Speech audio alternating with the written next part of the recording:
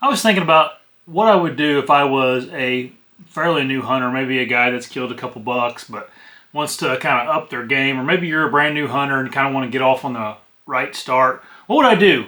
How would I spend my money? How would I spend my time? And I think a lot of people think about this differently, especially a lot of people contact me through Facebook or YouTube and ask me my opinion on this or that. What should I do in this situation? What kind of gear should I buy? But very rarely do I get like the right questions asked to me as far as a new hunter goes. And that is like, what do I need to do to become a better deer hunter? It's always like, what saddle should I buy? What stick should I buy? Which state should I go to hunt? And all those things don't really matter that much. If you take a good deer hunter that has good foundations and that knows what they're doing, they can go to any state with any gear and kill deer. So what would I do if I was a guy that wanted to improve as a hunter? The first thing I would do is right now, your hunting season kind of begins for next year. Season is winding down. Most of us have ran out of time for deer season. I know there's a few states that are still open, but a lot of us are closing up shop, and it's time to start thinking about next year. This year is done and gone. So I think I would invest in a little bit of education, and not on YouTube or books or anything like that. I would go to one of these whitetail workshops.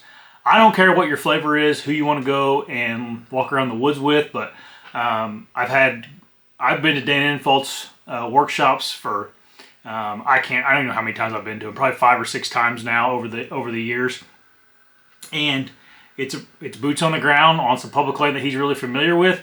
He shows you his thought process, where he's killed deer, where he hasn't killed deer, and his entries, his exits. You can ask questions. It's a full day with Dan Infalt scouting a piece of public that he's familiar with. John Eberhart has a really good one. I've never been to John's. I was going to go the year of COVID and it got canceled. I've heard good things about John's workshops. Maybe you go to John's. It's if you're in Michigan or somewhere outside of Wisconsin, that'd be a good option. Maybe that's not your style. Maybe you're I just hunt private land. I got a 200-acre farm that I bought and I want to start deer hunting it. Then look at like Don Higgins or Jeff Sturgis. I don't keep up with those guys real close, but I think they also do these types of workshops. So I would invest in some education that's actually boots on the ground, where you're physically learning from someone. You can only learn so much on podcast or on YouTube. And I think the boots on the ground investment's well worth it. These guys don't charge a ton either. I think Dan's is it's less than $400. So that's where I would start. Then I would take a week this spring, and I would, instead of like taking a week off for hunting during the season, I would try to take a week off during the spring and implement these lessons you learn on one of these workshops. I would take thorough notes, like after you're done at Dan's or John's or wherever you're going to go. Take some thorough, good notes about what you said, what they said, how they kind of influenced you in whatever way. Some things that you maybe didn't even know about whitetails or how they worked, and then like try to relate that back to your own scenario in your home state or in your home properties, and make sure you just beat down the details of those workshops, and then take a week vacation and go and implement those. And what I would do is, let's say if you're a new hunter, I'm just making these numbers up, so don't be harsh on me in the comments. Like, say you got 3 properties that you hunt, some public, 3, maybe you have 2 pieces of public you like to hunt and a piece of private. Go spend maybe 2 days at max on those pieces that you already are familiar with, and fine tune those. Find every setup that you possibly think where you'd have a chance at killing a buck, and then I would want you the next half of the week to start pounding new pieces. I think that's another thing that a lot of hunters do, is they kind of put themselves in this little box where, like, I hunt this WMA and I hunt my 40-acre piece.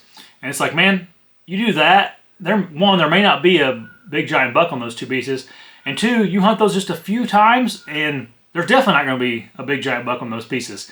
Maybe some deer in the rut or something want to pop in and out, but you put too much pressure on a spot, you have very limited options.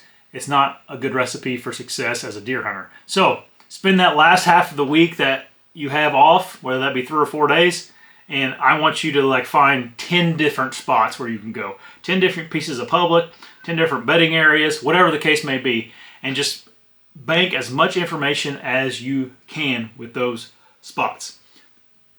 So if I was starting from scratch or a fairly new hunter and I want to become a better deer hunter, that's what I would do.